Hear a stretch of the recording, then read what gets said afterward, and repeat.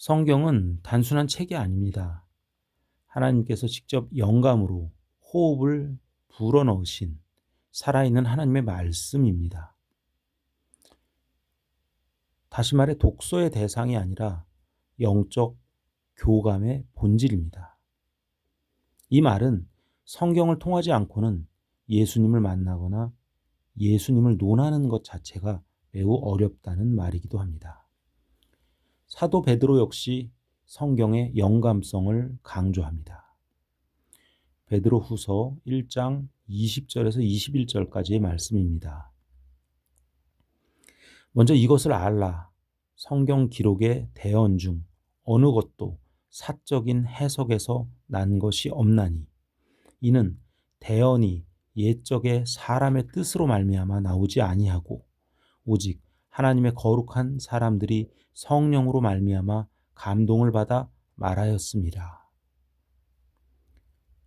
세상의 모든 이치를 깨닫는 것이 수행의 근본이라는 말은 세상이 모두 원리, 즉 근본적인 이치로 되어 있다는 것을 말하는 것입니다.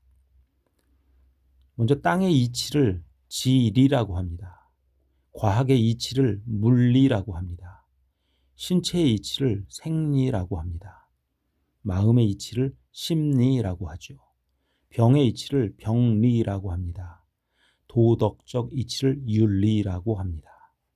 이러한 이치들을 공부하는 것은 학문에 학자를 붙여 지리학, 물리학, 생리학, 심리학, 병리학 등으로 우리는 부릅니다.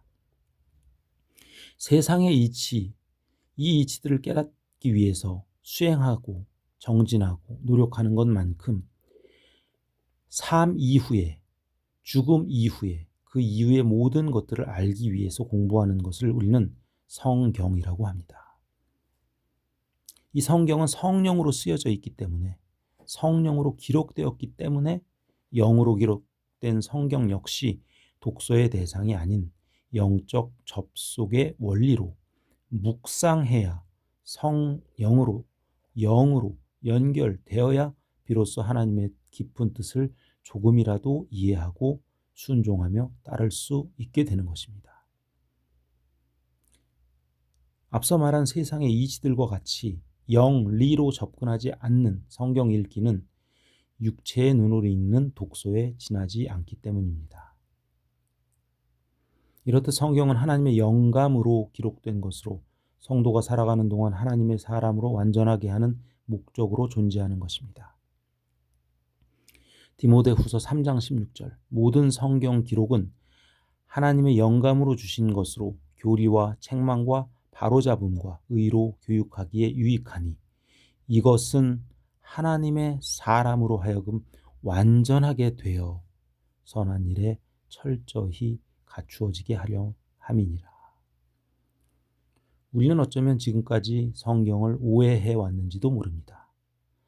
성경책을 단순한 책으로 보거나 귀신 꿈이 무서워서 머리맡에 두고 자는 부적으로 취급하거나 일반적인 서적쯤으로 이해하거나 인문과 교양이 담긴 책으로 생각하거나 주일 예배에 가지고 가는 하나의 책, 설교를 듣다가 책을 찾아보는 참고서 정도로 생각하거나 설교 시간에 해당 구절을 확인하려고 사용하는 매뉴얼 정도로 생각했는지도 모릅니다.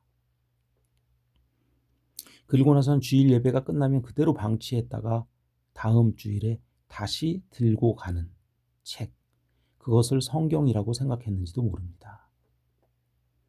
하나님과 예수님을 만나는 중요 통로인 성경이 왜 이렇게 취급을 받게 되었을까요?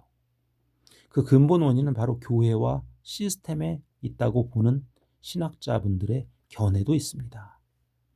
물론 성경 스터디를 통해서 제자 훈련을 통해서 성도들의 영적 각성을 깨워주려고 하는 교회들도 많이 계시지만 통상 교회가 성경 읽기를 그다지 큰 중요한 일로 여기지 않아 왔기에 성경 통독이나 필사의 횟수에 대한 상은 주면서 성경 말씀 하나하나의 구체적 의미까지, 영적 의미까지, 영적인 해석까지 가르치지 안아온 탓이 크다고 보는 신학자분들의 견해가 요즘 크게 대두되고 있습니다. 지금의 교회 시스템을 보면 성경 읽기를 유도하기는커녕 성경 없이도 내가 직접 기도하면 그것을 들어주는 신, 성경 구절 중 나가도 복을 받고 들어가도 복을 받는다는 그 말만 알고 있는 성도들, 이러한 말만 강조하면서 기복신앙을 통한 교회의 몸집 불리기에만 빠져 있는 것은 아닌지 상당한 우려가 따르지 않을 수 없습니다. 하지만 나가도 복을 받고 들어가도 복을 받는다는 그 말씀 외에 성경에는 불순종하는 자에게는 나가도 저주를 받고 들어가도 저주를 받는다는 균형 잡힌 하나님의 말씀이 그대로 숨겨져 있습니다. 신명기 28장 6절을 보시면 내가 들어와도 복을 받고 내가 나가도 복을 받을 것이라는 말씀이 나와 있는 것처럼 우리는 이 말만 듣고 헌금을 많이 내고 주일 성수를 잘 지키면 나가도 들어가도 복을 받게 된다는 기복신앙에 빠져 있는 것인지도 모릅니다. 하지만 성경에는 실제로 들어와도 저주를 나가도 저주를 받는다는 공포스러운 명령도 분명히 존재합니다. 신명기 28장 19절을 보시면 내가 들어와도 저주를 받고 나가도 저주를 받으리라 라는 말씀이 분명히 확인됩니다. 게다가 신명기 28장 15절부터 무려 68절까지가 모두 불순종한 자에 대한 불순종의 저주를 말씀하고 계십니다. 하지만 우린 이와 같은 장편 분량의 저주에 대한 설교를 단 한 번도 들어본 조차 없는 분들도 허다할 것입니다. 실제로 듣기만 해도 겁이 나고 교인들의 거부감이 커서 설교 시에도 목사님들도 자주 인용하지 못하는 교회도 존재합니다. 하나님은 공의로우신 분이시고 공정의 하나님이시고 균형 잡힌 하나님이시다 라는 사실을 아는 성도라면 순종에 대한 대가가 복이지만 불순종에 대한 대가가 저주라는 것쯤은 충분히 알고 있습니다.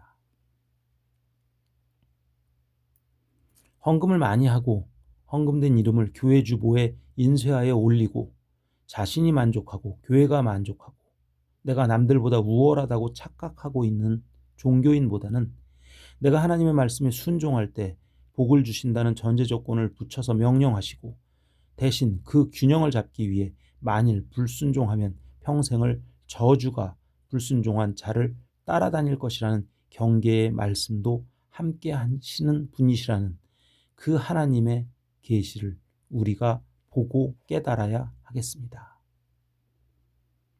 다음 시간에 찾아뵙겠습니다.